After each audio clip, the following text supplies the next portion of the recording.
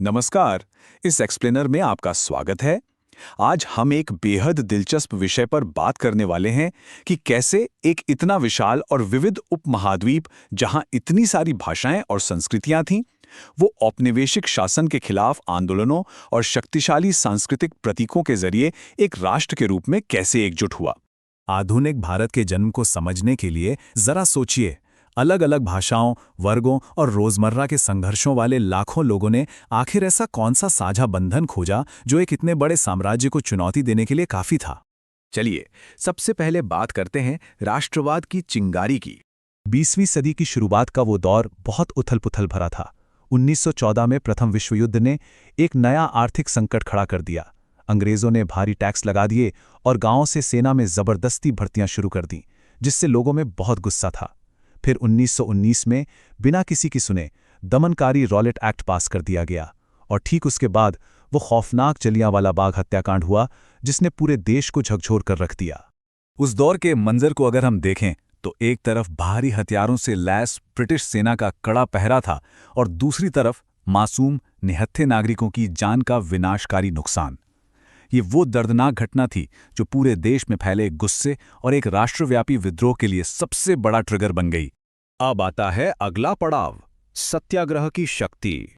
इस घोर निराशा के बीच महात्मा गांधी भारत लौटे और वो अपने साथ संघर्ष का एक बिल्कुल नया और क्रांतिकारी तरीका लेकर आए, सत्याग्रह।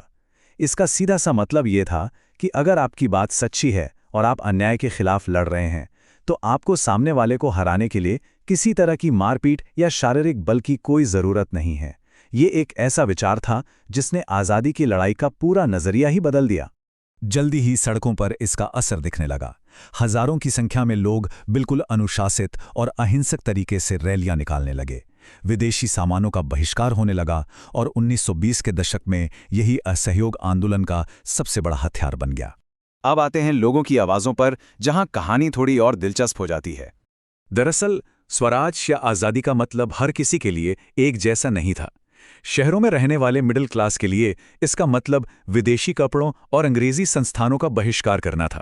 वहीं अवध के किसानों के लिए आज़ादी का मतलब जमींदारों के भारी लगान और बेगार यानी बिना पैसे की मजदूरी से आज़ादी पाना था। और अगर आप असम के बागान मजदूरों से पूछें तो उनके लिए आज़ादी बस इतनी थी कि उन्हें आज़ादी से घूमने और अपने गांव वापस जाने का हक मिल सके। तो यहाँ समझने वाली बात यह है कि भले ही ये सभी लोग एक ही झंडे के नीचे और एक ही नारे के साथ मार्च कर रहे थे, लेकिन उनकी रोजमर्रा की परेशानियां और आज़ादी के मायने बिल्कुल अलग और उनके लिए बेहद व्यक्तिगत थे। इन अलग अलग उम्मीदों को जोड़ने के लिए एक ऐसे प्रतीक की जरूरत थी जो हर वर्ग को साथ ला सके, और यहीं से दांडी मार्च या नमक सत्याग्रह की शुरुआत हुई। 1930 का साल।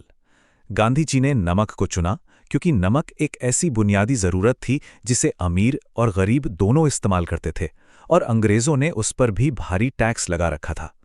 इसका विरोध करने के लिए गांधी जी और उनके 78 स्वयंसेवकों ने 24 दिनों में 240 मील का सफर पैदल तय किया।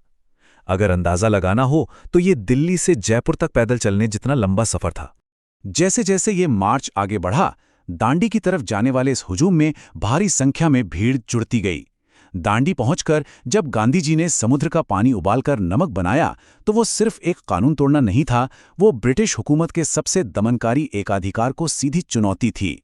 और नमक कानून टूटना तो मानो एक मास्टर स्विच की तरह काम कर गया। पूरे देश में सविनय अवज्ञा की एक लहर दौड़ गई।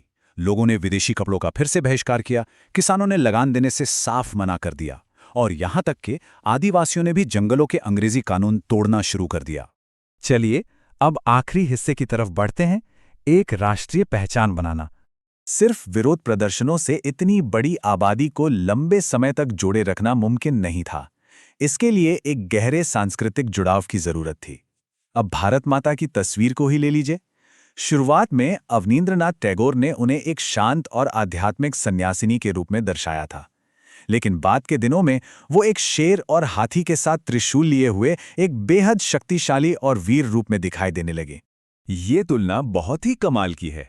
ये दिखाती है कि कैसे वक्त की जरूरत के हिसाब से मातृभूमि का प्रतीक भी बदल गया। ये अब सिर्फ शांति और धैर्य का प्रतीक नहीं था, बल्कि ये शक्ति, अधिकार और बहादुरी मांगने का एक बहुत ही मजबूत जरिया बन गया था। और बात सिर्फ तस्वीरों की ही नहीं थी। बंकिम चंद्र का लिखा वंदे मातरम, गांव की पुरानी लोक कथाओं और गीतों को फिर से जिंदा करना, और उस स्वराज तिरंगे झंडे के साथ गर्व से चलना जिसके बीच में चरखा था, इन सब ने मिलकर लोगों के दिलों में एक साझा सांस्कृतिक गौरव भर दिया। तो इस एक्सप्लेनर को खत्म करते हुए एक बड़ा ही गहरा सवाल सामने आता है जिस पर आपको जरूर विचार करना चाहिए। जब एक देश साझा दुख और शांतिपूर्ण संघर्ष के जरिए एकजुट होता है, तो आज़ादी मिल जाने के बाद आखिर वो कौन से नए बंधन होते हैं जो उसे हमेशा के लिए एक बनाए रख सकते हैं? इसी विचार के साथ मैं आपसे विदा लेता हूं।